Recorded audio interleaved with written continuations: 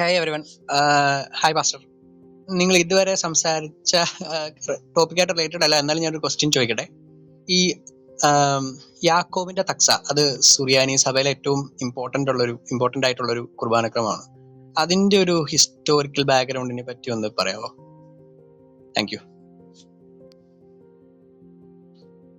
ഈ യാക്കോബിന്റെ തക്സ എന്ന് പറയുമ്പം ഇന്ന് നമുക്ക് കിട്ടിയിട്ടുള്ള, നമ്മൾ ഉപയോഗിക്കുന്ന തക്സ പോലെ ഒരു പൂർണ്ണ രൂപത്തിലുള്ള ഒരു തക്സ അല്ലായിരുന്നു ആദ്യ കാലത്തുണ്ടായിരുന്നത്. യാക്കോബിന്റെ തക്സായുടെ പ്രധാനപ്പെട്ട ഘടകങ്ങളെ അവലംബമാക്കി പിന്നീട് ഉണ്ടായിട്ടുള്ള തക്സകളാണ്. നമ്മുടെ പാറ്റേൺ ആണ് യാക്കോബിന്റെ തക്സ എന്ന് പറയുന്നത്. അല്ല ഇന്ന് യാക്കോബിന്റെ തക്സ എന്ന് പറഞ്ഞ് ചൊല്ലുന്ന മുഴുവൻ പ്രാർത്ഥനയും മുഴുവൻ കാര്യമാണെന്നില്ലായിരുന്നു. മനസ്സിലായോ ചേക്ക്? ഉദാഹരണം പറഞ്ഞാൽ lift up your hearts and breaking the bread, അങ്ങനെ ആ ഒരു ഓർഡറാണ്. അതിനാണ് ഈ തക്സ എന്ന് പറഞ്ഞ ക്രമമെന്നേ ഉള്ളൂ. അപ്പം ആണ് യാക്കോബിന്റെ തക്സ എന്ന് പറയുന്നത്. Okay, thank U.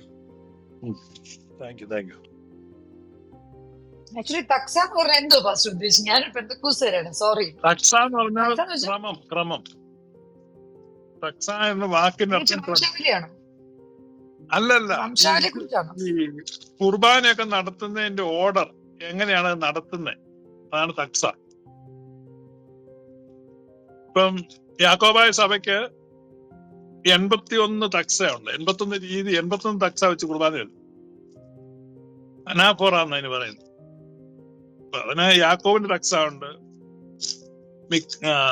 പിന്നെ ദിവന്നാസിന്റെ തക്സയുണ്ട്, ഐറേനിസിന്റെ ഉണ്ട്, അങ്ങനെ പല പല തക്സകളുണ്ട്. സോസ്തേനോസിന്റെ ഉണ്ട്, ഇഗ്നാത്തിയോസിന്റെ ഉണ്ട്.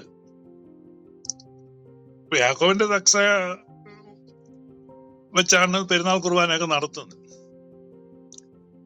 വലിയ പള്ളികളിലൊക്കെ യാക്കോബിന്റെ തക്സ വെച്ച് കുർബാന ചെല്ലുന്നു, എല്ലാ കുർബാനകളും. അതിന് ചില ദൈർഘ്യം വരും.